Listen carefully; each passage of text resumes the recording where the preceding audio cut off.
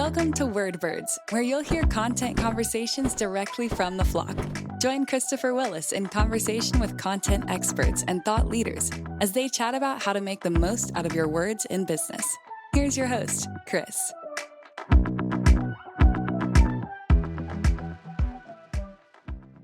Hello and welcome to Wordbirds, birds of a feather conversation amongst people that care about words. Today on the show, we have Sam Chapman. Sam is the Vice President of Content and Communications at Aprimo. Today, we're going to talk about growing up in content.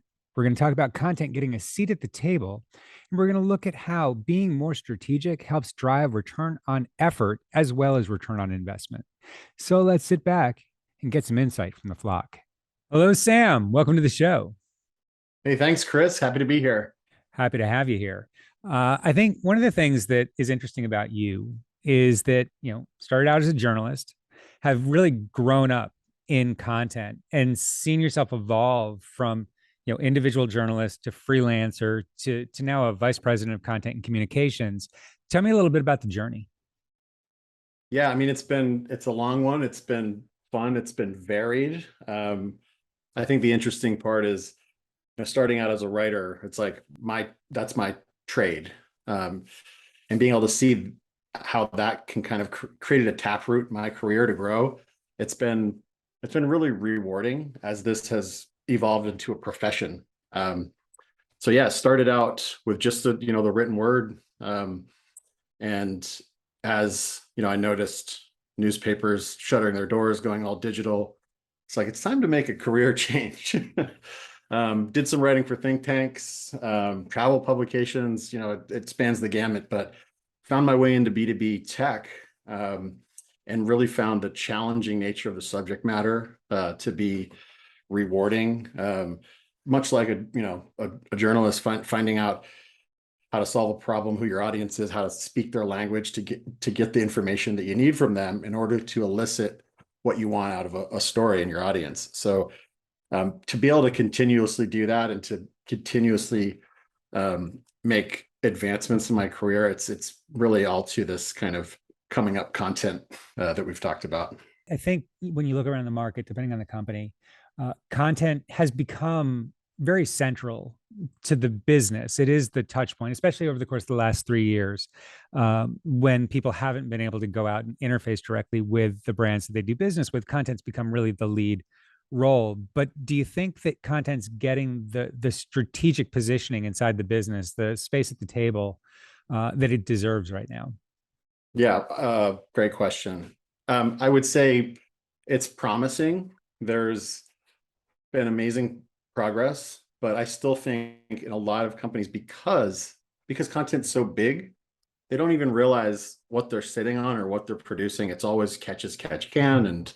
And when they look back, it's just like, okay, more. And the content arm is just seen as kind of like the deli station, take a ticket, produce it, heads down, jam, grind.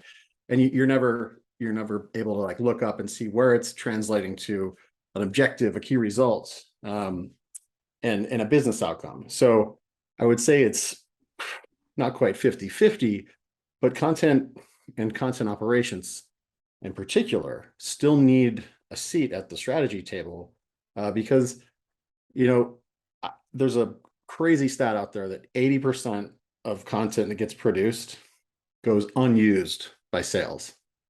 That's enormous potential out of enormous waste. Mm-hmm.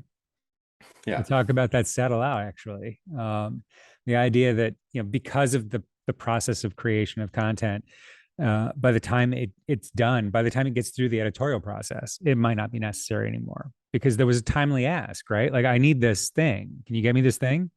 Cool, yes. Sure. It's going to take 6 weeks. Well, but I needed it, 4 weeks ago. And that's the basis of it. And the ability to be more part of the strategy, to understand where we're going and be able to be proactive about content creation rather than constantly in reaction mode. Something happened, I need a thing, versus you're going to need a thing because this is where we're going. I know in my organization, I've made my content organization very central. It is the basis of almost everything we do. But you still get people that think, marketing it's going to be the demand people, like they're where the money lives, right? And so it takes sort of a back seat. And how do you put content in a more strategic role sitting next to demand?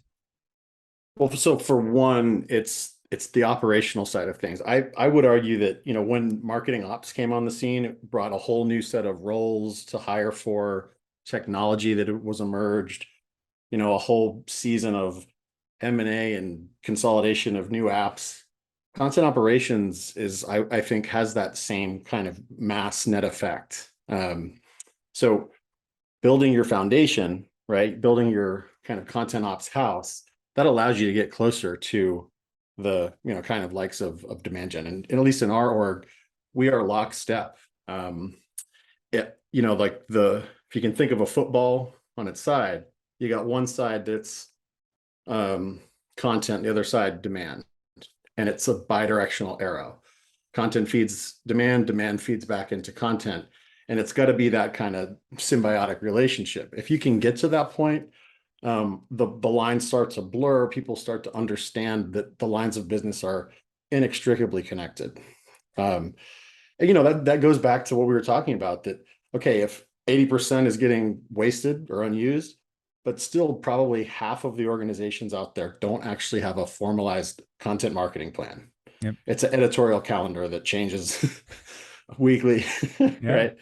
So there's a lot of process that goes into it, rather than it's words and pretty pictures, videos, and gee, they must be having so much fun being creatives. It does seem fun on TV. Madman makes this look really great. That's right. I mean, I think the closer that you align with demand gen as well, the easier it is to show true value of content. You get out of that, colors and pictures selection part of the business, and you're part of the engine. I don't know about how you comp your people, but in my content organization, they have, partially they're measured on revenue, they're measured on pipeline generation, because that's what they're creating. They're generating the Right. content that's going to drive demand. So how do we measure the success of content? It's in pipeline. Yeah. And I've, shameless plug, I'm really fortunate to have found my way to Primo, which is a content operations software. So it's like I came in as a content professional into a software that helps organizations do this, right? Yeah. Like helps them organize it, helps them track down to the smallest block of content that creates an experience at the glass, how that can be re-swizzled, repurposed, tied to a market segment or to, personas based on first party data, and mobilizing that across the content lifecycle. So that's been amazing from just a looking, retrospective on, wow, I wish I would have done this years ago, back in the, the startup days or whatever it was, where you're just building things on the fly. Yeah. Content operations. And yeah. you're able to show, I mean, specifically to customers, but probably your use internally, a lot of efficiencies through that process. You're reducing the overall time it takes to get content out and ready for use. Right. Yeah. And knowing it's knowing like what the purpose is. Again, like I said, having that strategic, team ethos that everything that we produce should matter.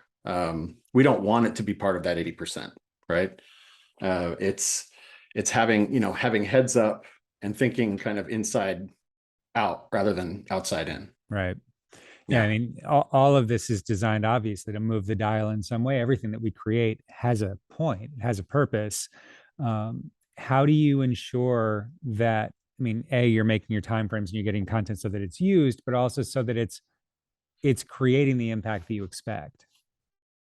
Well, I mean, as you know, there's other software solutions out there that are made to just be kind of dashboards for, easy dashboards for Google Analytics or for content tracking. That does it get to the root of it? Are you really reporting on anything beyond vanity metrics?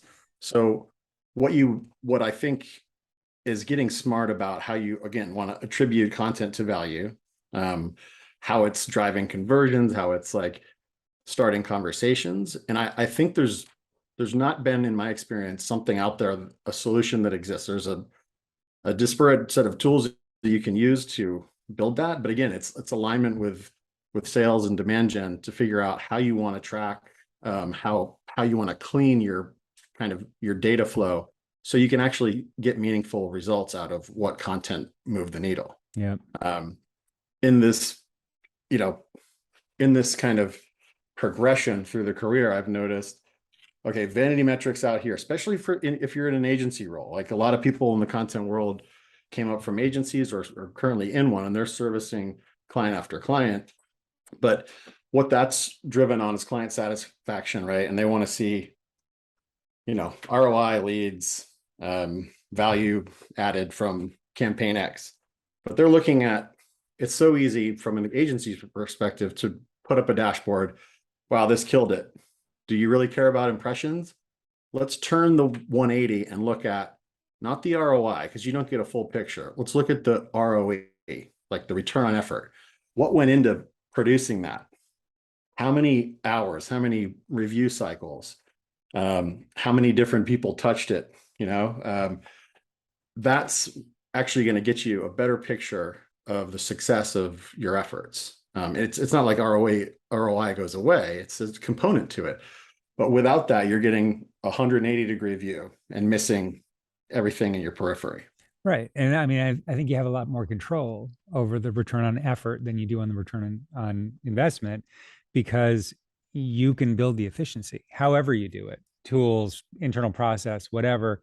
Active governance helps you to reduce that cost. It's just a thing that a lot of businesses aren't thinking about yet. And the fact that content still lives in silos in most businesses means that there isn't internal efficiency across those silos. Reusability is a thing in nature, but yet it's not a thing in business necessarily. Using our product will help you be less of a boomer. Don't be lame. Our product is where it's at. I am such a good writer. Jenny may be hip, but her writing style isn't exactly aligned with her high-tech employer. She needs Acrolinks, the content impact platform that ensures effortless alignment across every team. Consistency in tone, inclusive language, scannability, and more. No matter what kind of content you're creating, we've got you covered. Don't be lame. Use Acrolinks. Yeah. How are you seeing the role of modular content and reusability in this idea of efficiency? I think, modular content atomization, it's not new. It's been, I think, kind of 2017, 2018, people started talking about it more meaningfully, but there is a technological element to, otherwise it does not scale, because you're burning a lot of hours to manage it. But now, like with advances in things like metadata, systems that can help you organize, automate, help teams learn. So if you're in multiple regions, is it a trunk? Is it a boot? Is it a jumper? Is it a sweatshirt? Right? All of these little micro efficiencies can be gained through modular content. So when you're building your strategy, rather than, like, you're familiar with Agile, where instead of waterfall, it's like, let's do a bunch of stuff and then we'll review it at the end. And it's like, okay, back to square one. It supports an Agile methodology because you're doing a tiered approach. So thinking about it in its smallest usable module component, we call it a block, a content block that goes into a set, which is like the next tier. And then the at the glass experience, landing page and ad that you get served up on Instagram or whatever, that is the content experience. All of that properly archived with metadata can be mobilized across different brands, different geos, target segments, and personas based on first party data, preferably, to get actual results. I think that's the power of modular content, and the personalization has been this big push. I think personalization will kind of meet out in the next few years, where it's just like, let's be the best we can be as a brand, appeal to the most people rather than a segment of one. But modular content can help you get to that scale without breaking your team spirit, because that's another aspect of this is the burnout, right? Got a huge audience of varying personas. How do I scale this operation so that I can support all of them? I mean, and the other challenge is that with the changes in regulations in Europe with GDPR and with Apple and now Samsung, I believe, obfuscating the IP address, personalization, provocative statement of the day, personalization might be dead. And so how do you create a personal experience with your audiences? And the way is through more directive content designed specifically for those audiences, not for Sam. It's for people like Sam. We know a lot about you and we create that content. Again, a scalability challenge, but a necessary challenge in light of current technology challenges that we have. I just said challenge a lot. Yeah. Modular. Yep. It just doesn't sound like a word anymore. So you have a take on this 360 view. And I like that because I think that when we talk to customers, the challenge that we have, we talk about efficiency. And one of the big values of my platform is that we can help you save time, energy, and money, specifically on the creation of your content. We walk into these big enterprises with millions of pages of content and say, we can help you save money. And they say, cool, show me where on my budget I'm spending money on content. And unless you're outsourcing everything to agencies, okay, you got me. Content is a byproduct of what people do when they come to work. And it doesn't show up as a purchase. It's something that we just do. And so sort of stepping back and helping a business to understand that you have this asset, this pile of content that you've created. A, your asset's expensive. B, if you knew you had an expensive asset, would you only be maintaining like 10% of it a year, or would you be maintaining much more of that because it's an expensive, valuable asset? And I think it's super interesting that, from the position of your business, like that's a big part of what you can assist with is making that content, A, showing the value of it, and B, making it more valuable for longer. Yeah. I mean, that's the whole reuse component of modular. It's the, again, where you start to see ROIs, how many times can you chop this up and use it again and again? Let's take a quarter off from producing net new content and just take a breath and work with what we've got. We try to do that. Like there's fat and lean periods of content blooms, right? You've got to figure out how to slow down and repurpose and reuse. And I think, it's a mindset of commoditizing content and the people that make it, rather than seeing it as the very real business driver that it is. Yeah. And it's a journey, right? So you talked about reactionary and being proactive. When I think of what Content 360 means, you start at like a level 1 of being reactive. You're just trying to keep up. You're taking any request that might not even have, does this actually scan to corporate strategy? Is it aligned with business objectives? Is it informed by data, right?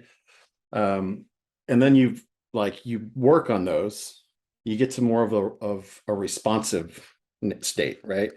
You're getting steady. You've got kind of content ops in place. You've got a single source of truth somewhere. Build on that to say, I don't know, not quite 360 degrees, but you're starting to get predictive, and this is where tech comes in. There's some AI tools out there that not take place of humans. All you copywriters out there, I'm not in the camp of we are the robots, but automation, intelligent workflows, things like that can take the work out of work. Because like I said, the burnout thing is real. We've got the whole quiet quitting thing going on.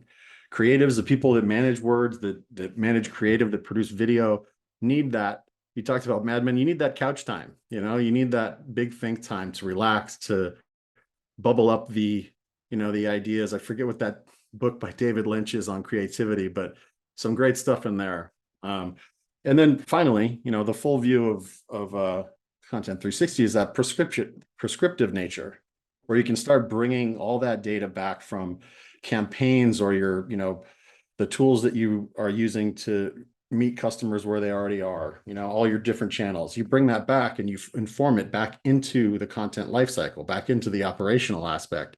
And that kind of rounds out the content 360 journey. Yeah. I mean, we had one of our customers speak at our sales kickoff back in January, which seems like a million years ago. And I guess it almost was. But unaided, without, I had not spoken to this person. Somebody asked the question of how does your company measure the value and success of your content? And she said, again, I did not tell her to say this, revenue. We make more money if our content is good. There's a huge travel consolidation site, and revenue. Okay, fantastic. We need to drill into that because I want to understand how you get to that. Because I mean, everything that we're doing is about trying to drive to conversion of some sort. I mean, that's the purpose of all of this. But how does your company look at that? And the pathway of being able to, they have a piece of content that they've built, call it a web page. They're spending money to create all kinds of content to support that page, whether it's ads or billboards or whatever they're building to push out into the world. They're also spending a truckload of money on the promotion of that. So Google ads, retargeting, everything that comes along with that, radio ads to drive people to this one web page. They're also doing SEO so that they're getting like 35 million impressions a month and 500,000 clicks on that a month. So they're spending tangible money on this to get these people to this one page. Here's the interesting thing.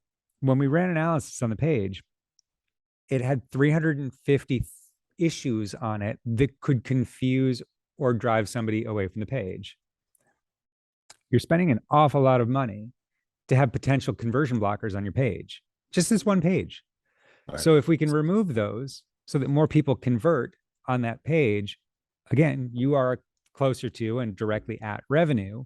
And if we can now do that at scale across the entire site, what does that do to a business? And it does two things. I mean, one, it helps this content organization prove the value of what they're doing. But right. Two, it shows the global value of content to a huge enterprise. Like this is the business that you're in. And if every page converts even 1% better than it is today, you're a different company with a different valuation. Absolutely. Based on the better creation of your content. And how do you even start to have that conversation with a CEO of a Fortune 1000 company? Like, we have this content solution and we can change the complexion of your business. Right. That's a hard one to have, but it's very real. And I think we're headed to a point where, and I wonder, this is a question couched in a statement. I wonder if you're starting to see what we're starting to see, which is content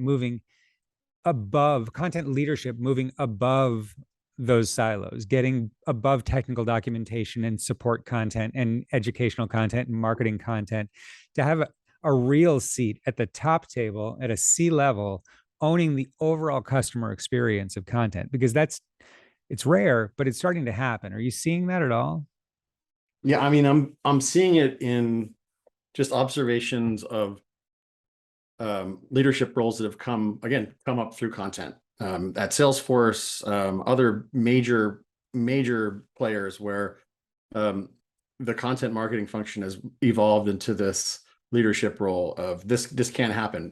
And these roles as a leadership, in content are important to explain the change management nature of this, right? Because you've got to convince someone that to effectively make a paradigm shift, to think completely differently about what content is. So, and I go back to Thomas Kuhn, who was a philosopher of science, where it was like all breakthroughs are break withs, an old way of thinking.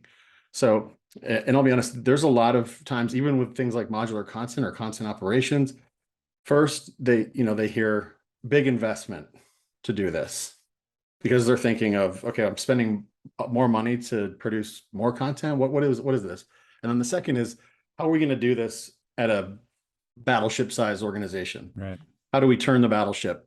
So change management, being able to speak to that, to explain, with real numbers, but also how this upstream can affect the downstream. These roles are critical to that because no one knows it better. Absolutely. I mean, that's where the entire thing is coming from. I mean, we've covered a lot of ground, from sort of the beginning of the creation of a content person to the measurement of the value of content globally, to the content rising to the C-level. If somebody wants to continue this conversation with you or learn more about Aprimo, how would they find you? Just pop in Aprimo, LinkedIn, myself. That's probably the best way. Happy to continue the conversation there. It's a passion. It's like I said, entirely fortunate to have come up this way and to see it, evolved alongside of my career trajectory. Awesome. Sam, thanks for being on the show. This has been great. Appreciate it, Chris. Thanks.